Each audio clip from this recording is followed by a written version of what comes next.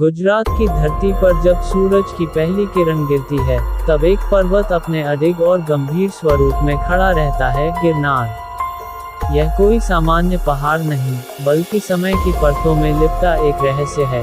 एक ऐसा रहस्य जो हजारों वर्षों से देवताओं, ऋषियों, सम्राटों और साधकों को अपनी ओर खींचता आया है। गिरनार पर्वत, जिसे कुछ लोग गिरिनारायण के नाम से भी जानते हैं, गुजरात के जूनागढ़ जिले में स्थित है। जैसे ही कोई यात्री जूनागढ़ की सीमा में प्रवेश करता है, गिरनार उसकी आंखों में समा जाता है। दूर से यह पर्वत जैसे नीले आसमान को छू रहा हो, और पास जाने पर मानो वह खुद से बातें करता हो। गिरनार की पहली झलक। सैकड़ों साल पहले के साधकों ने गिरनार को धरती पर ब्रह्मलोक कहा था। यहाँ की चोटी पर खड़े होकर नीचे के दृश्य को देखा जाए तो ये सच प्रतीत होता है। घने जंगलों से ढका ये पर्वत न केवल जैव विविधता से समृद्ध है, बल्कि आत्मा को भी स्पर्श करता है। यहाँ आने वाला हर व्यक्ति, चाहे वो संत हो या पर्यटक, एक अलग सी खामोशी को महसूस करता है। ये खामोशी केवल शांति नहीं, बल्कि भीतर की आवाज भी है, एक आह्वान। क्या है गिरनार का रहस्य? गिरनार के बारे में कई बातें हैं जो आज भी अनसुलझी हैं। जैसे यहाँ की गुफाओं में आज भी कुछ साधक ध्यानरत हैं, जो दिखते नहीं, केवल महसूस होते हैं। रात में कुछ लोग रहस्यमयी रोशनियां और ध्वनियां देखते सुनते हैं। इतिहासकार कहते हैं कि यह पर्वत 1.5 अरब वर्ष पुराना है, भारत के सबसे प्राचीन पर्वतों में से एक। यह एकमात्र स्थान है जहां हिंदू, जैन, बौद्ध और नाथ पंथ की उपस्थिति एक साथ मिलती है। इन सब रहस्यों ने गिरनार को सिर्फ एक तीर्थ ही नहीं, बल्कि एक आध्यात्मिक प्रयोगशाला बना दिया है। एक साधक की पुकार। प्राचीन कथाओं में कहा गया है कि गिरनार पर कभी भगवान दत्तात्रेय ने हजारों वर्षों तक तप किया। उनके चरण चिन्ह आज भी गिरनार की सबसे ऊंची चोटी पर मौजूद हैं, जहां तक पहुंचने के लिए 9,999 सीढ़ियां चढ़नी पड़ती हैं। एक जनश्रुति यह भी कहती है कि जब कोई व्यक्ति आत्मज्ञान की तलाश में भटकता है, तो गिरनार उसे बुलाता है, एक सपना, एक आवाज या एक संकेत के रूप में। गिरनार का नाम क्यों? गिरनार। गिर का अर्थ होता है पर्वत, नार का अर्थ है जल, शक्ति या पुरुषोत्तम। कई लोग मानते हैं कि गिरनार का अर्थ है वह पर्वत जहां जल और शक्ति का मिलन होता है। कुछ जैन ग्रंथों में इसे रेवतगिरी भी कहा गया है। पौराणिक मान्यताओं के अनुसार यह वही पर्वत है जहां भगवान नेमिनाथ ने दीक्षा ली और निर्वाण प्राप्त किया।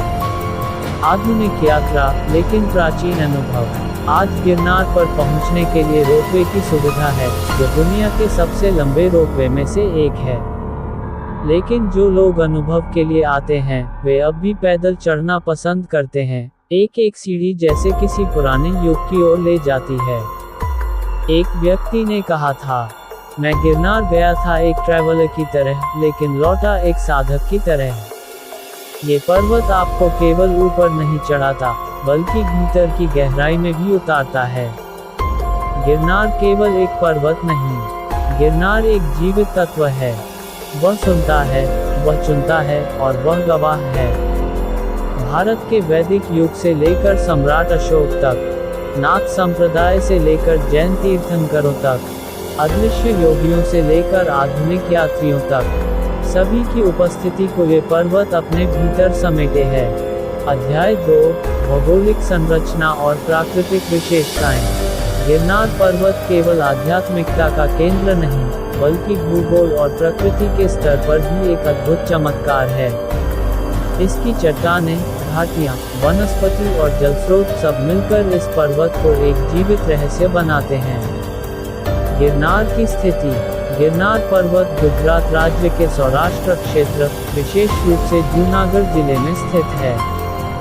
यह अरब सागर से लगभग 60 किलोमीटर की दूरी पर खड़ा है। इसकी सबसे ऊंची चोटी, जिसे गोरखगढ़ या दत्तात्रेय पीठ कहते हैं, समुद्र तल से लगभग 3,666 फीट 1,117 मीटर की ऊंचाई पर है। यह अकेला खड़ा पर्वत है, इसके आसपास कोई अन्य ऊंचा पहाड़ नहीं, जिससे यह और भी अधिक प्रभावशाली लगता है। भूवैज्ञानिक रहस्य। गिरनार भारत के सबसे प्राचीन पर्वतों में से एक है। वैज्ञानिकों का मानना है कि इसकी चट्टानें लगभग 1.5 अरब वर्ष पुरानी है, यानी यह पर्वत हिमालय से भी पुराना है। ये पर्वत मुख्यतः ग्रेनाइट से बना है और इसकी चट्टानों में प्लूटोनिक इग्नियस रॉक की संरचना पाई जाती है, जो धरती के भीतर पिघले लावा से बनी होती है। इसका मतलब ये हुआ कि गिरनार कभी ज्वालामुखी क्रिया का परिणाम था। इसका भूगोल हमें बताता है कि धरती की गहराइयों से निकली ऊर्जा किस तरह एक संतुलित रूप में पर्वत का रूप ले सकती है। वनस्पति और जैव विविधता। गिरनार का वन क्षेत्र गिरनार वाइल्डलाइफ सेंचुरी के अंतर्गत आता है। यहाँ की विविधता इतनी समृद्ध है कि यह पर्वत जैविक दृष्टि से भी भारत का अमूल्य खजाना है। प्रमुख पौधे: सागौन, बबूल, टीक, नीम। दुर्लभ औषधीय पौधे जैसे सर्पगंधा, अश्वगंधा, गिलोय। पशु जीवन: एशियाई शेर जो गिर के जंगलों से जुड़ा है, कभी कभी गिरनार की तलहटी तक आता है। तेंदुआ, चीतल, नीलगाय, जंगली सुअर, लाल सर्प, मोर, उल्लू और विभिन्न पक्षी प्रजातियां। यहाँ की घाटियाँ और नदियाँ पक्षियों और तितलियों का स्वर्ग हैं। मानसून के समय तो गिरनार की हरियाली किसी हिमालयी क्षेत्र जैसी प्रतीत होती है। जल स्रोत और नदियाँ। गिरनार पर्वत से कई छोटी बड़ी नदियाँ निकलती हैं, जिनमें प्रमुख हैं रूपावती नदी, जो जूनागढ़ की जीवन रेखा मानी जाती है। सोनेगढ़ और मेघद्री नाले। इन जलधाराओं में वर्षा के दौरान जब पानी बहता है, तो गिरनार की गुफाओं से झरनों की गूंज उठती है। ये केवल प्राकृतिक ध्वनि नहीं, बल्कि एक संगीत है जो ध्यान और शांति को आमंत्रित करता है। चढ़ाई और सीढ़ियाँ। गिरनार पर्वत पर 9,999 सीढ़ियाँ हैं, जो नीचे से लेकर सबसे ऊंची चोटी तक जाती हैं। ये सीढ़ियाँ खुद में एक चमत्कार हैं, किसी ने इन्हें कब और कैसे तराशा, इसका कोई ठोस प्रमाण नहीं है। चढ़ाई के दौरान हर 500-1000 सीढ़ियों पर एक मंदिर या विश्राम स्थान आता है।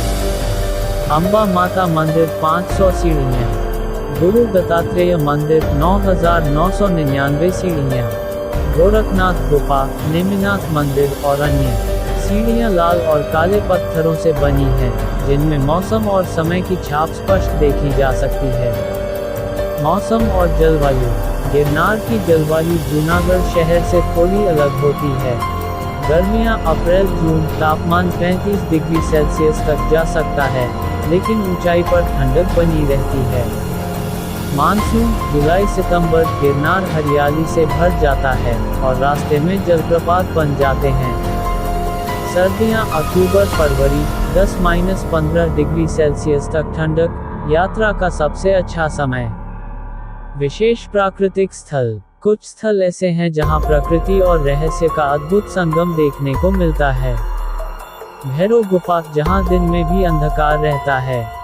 गौमुख कुंड, गिरनार से निकलता प्राकृतिक जल कुंड। उदासी बाबा की गुफा, पहाड़ी की चट्टानों में छिपा तपस्थल। गिरनार, जहां प्रकृति भी आध्यात्मिक हो जाती है। गिरनार का भूगोल केवल चट्टानें, पेड़ और जलधाराएं नहीं है, वे अध्यात्म की भाषा में बातें करते हैं। एक ऋषि की तरह ये पर्वत खड़ा है, स्थिर, शांत और ज्ञान से पूर्ण। अब तक आपने जाना गिरनार का स्वरूप, उसकी प्रकृति और उसका अद्भुत भूगोल।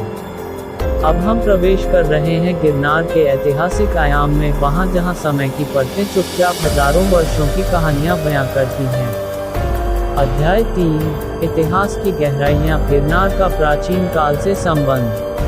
जब आप गिरनार पर्वत की सीढ़ियां चढ़ते हैं, तो ऐसा लगता है जैसे आप केवल ऊंचाई नहीं, बल्कि इतिहास की गहराइयों में उतर रहे हैं। ये पर्वत केवल एक भू आकार नहीं, बल्कि जीवित इतिहास है, जिसने वेदों के काल से लेकर सम्राट अशोक तक और साधु सन्यासियों से लेकर विदेशी यात्रियों तक सबको अपनी छाया में समेटा है। वैदिक युग से पहले की उपस्थिति। कुछ विद्वानों का मानना है कि गिरनार की घाटियों और गुफाओं में मानव सभ्यता की सिंधु सरस्वती सभ्यता से भी पुरानी उपस्थिति रही है।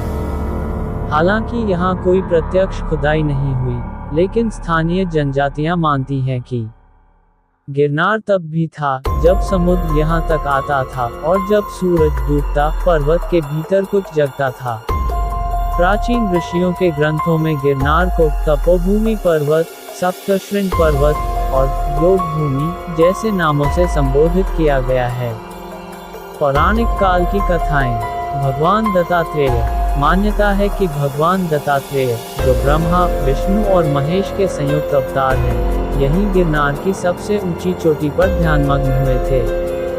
उनके पदचिह्न आज भी वहां मौजूद हैं, जिन्हें गिरनार दत्तात्रेय चरण कहा जाता है।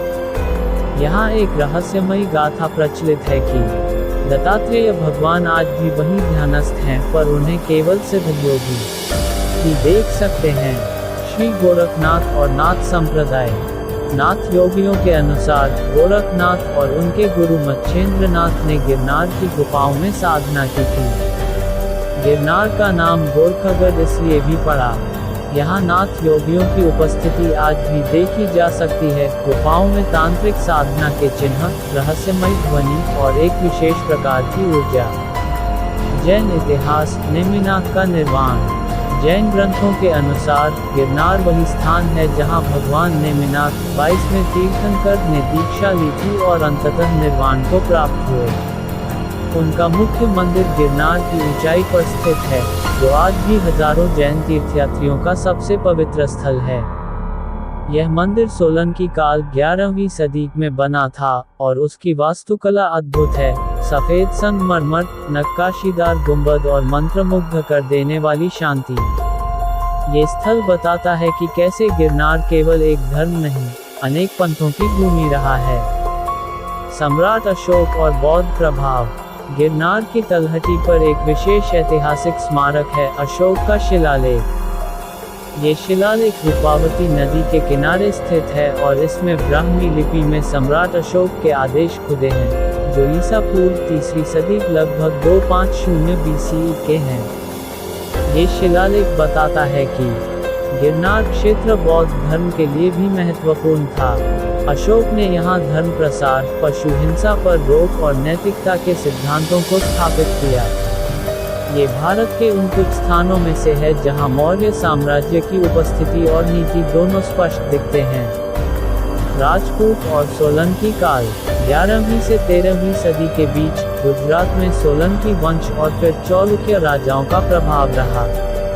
इन राजाओं ने गिरनार पर स्थित मंदिरों का विस्तार किया, जिनमें प्रमुख हैं नेमिनाथ मंदिर, मल्लिनाथ मंदिर, अम्बा माता मंदिर, जो आज भी विवाह और संतान प्राप्ति की मनोकामना के लिए प्रसिद्ध है। विदेशी यात्रियों की दृष्टि। मेगस्थनीज। हालांकि गिरनार का सीधा जिक्र नहीं करते, पर मौर्य काल में लिखे उनके नोट्स में पश्चिमी भारत के पवित्र पर्वत का उल्लेख मिलता है, जिसे गिरनार से जोड़ा जाता है। हवेनसांग 7वीं सदी। इस चीनी यात्री ने भारत यात्रा के दौरान सौराष्ट्र की धार्मिक और पवित्र पर्वतीय स्थली का उल्लेख किया है, जहां बौद्ध मठ और ध्यान केंद्र थे। समय की परतें, मंदिर, गुफाएं, मूर्तियां। गिरनार की चट्टानों पर आज भी कई प्राचीन मूर्तियां, शिलालेख और रहस्यमयी संकेत मिलते हैं। कुछ गुफाएं ऐसी हैं जो आज तक पूरी तरह खोजी नहीं गईं। कमलधार गुफा, जहां कहा जाता है कि वर्ष में एक दिन भीतर से रुद्र ध्वनि आती है। अज्ञात गुफा, जहां प्रवेश निषिद्ध है और कहा जाता है कि भीतर अब भी सिद्ध योगी साधना में लीन है। इतिहास आज भी सांस लेता है। गिरनार का इतिहास एक किताब नहीं, बल्कि जीवित ग्रंथ है। इसके हर पत्थर में एक युग की कहानी छिपी है।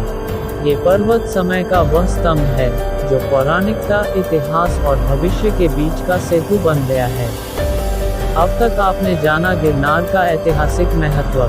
अगले अध्याय में हम उतरेंगे उन रहस्यमयी कथाओं और शक्तियों की दुनिया में जो आज भी इस पर्वत को चमत्कारी और अलौकिक बनाती हैं। अब हम एक विशेष आध्यात्मिक अध्याय में प्रवेश कर रहे हैं, जहां गिरनार केवल एक पर्वत नहीं, बल्कि मोक्ष का द्वार बन जाता है। अध्याय 4, जैन तीर्थ की महिमा, नेमिनाथ और उनके चरण। गिरनार पर्वत की ऊंचाइयों पर पहुंचते ही हवा में कुछ बदलने लगता है, शांति और तप की सुगंध महसूस होती है, और जैसे ही आप 22वें तीर्थंकर भगवान नेमिनाथ के चरणों तक पहुंचते हैं, समय ठहर सा जाता है। गिरनार जैन धर्म के 5 प्रमुख तीर्थों में से एक है, और इसके केंद्र में है भगवान नेमिनाथ का वह स्थान जहां उन्होंने संन्यास लिया और मोक्ष की प्राप्ति की। नेमिनाथ तीर्थंकर, एक दिव्य जीवन। भगवान नेमिनाथ जैन धर्म के 22वें तीर्थंकर थे। वे यदुवंशी थे, जिनका संबंध श्री कृष्ण से भी जोड़ा जाता है। कहा जाता है कि वे द्वारका में जन्मे थे और एक राजकुमार के रूप में जीवन व्यतीत कर रहे थे। विवाह से मोक्ष की ओर। पौराणिक कथा के अनुसार जब नेमिनाथ का विवाह निश्चित हुआ और वे वधू के घर पहुंचने लगे, तभी उन्होंने देखा कि विवाह के लिए सैकड़ों जानवरों को मारने की तैयारी की गई थी। उन्होंने पूछा, ये क्यों? जब उत्तर मिला कि मेहमानों के भोज के लिए, तो उनका हृदय कांप उठा। उन्होंने वही सब छोड़ दिया और सीधे गिरनार पर्वत की ओर चल पड़े, जहां उन्होंने वैराग्य लिया, और यहीं गिरनार पर्वत की एक गुफा में बैठकर तपस्या की और निर्वाण मोक्ष प्राप्त किया। नेमिनाथ मंदिर, शांति की स्थापत्य कला। गिरनार के ऊपर स्थित श्री नेमिनाथ मंदिर को गुजरात के जैन स्थापत्य का गौरव माना जाता है। इसे 11वीं सदी में सोलंकी राजाओं द्वारा बनवाया गया था। मंदिर की विशेषताएं। सफेद संगमरमर से बना हुआ यह मंदिर लगभग 70 फीट ऊंचा है। इसके भीतर 24 तीर्थंकरों की मूर्तियां स्थित हैं, हर एक में अलौकिक शांति और तेज का अनुभव होता है। गुंबदों में की गई जटिल नक्काशी मंदिर को वास्तुकला का चमत्कार बनाती है। गर्भगृह में भगवान नेमिनाथ की शांत मुद्रा वाली मूर्ति स्थित है, जिनके दर्शन करने के लिए हजारों जैन तीर्थयात्री हर वर्ष आते हैं। अन्य जैन मंदिर और स्थल। नेमिनाथ मंदिर के आसपास कई अन्य मंदिर और तीर्थ स्थल भी स्थित हैं, जो एक दूसरे से जुड़े हुए हैं। 1. मल्लिनाथ मंदिर। 23वें तीर्थंकर श्री मल्लिनाथ को समर्पित इसकी संगमरमर की दीवारों पर 108 यक्षिणियों की मूर्तियां खुदी हुई हैं। 2. चौमुखी मंदिर। चारों दिशाओं में मुखरित मूर्तियों वाला मंदिर प्रतीक है कि सत्य की दिशा कोई एक नहीं। 3. टोन स्थल। गिरनार की कई चढ़ाइयों पर टोन यानी छोटी छोटी समाधि स्थली हैं, जहां जैन मुनियों ने अंतिम साधना की थी। 4. सिद्धशिला।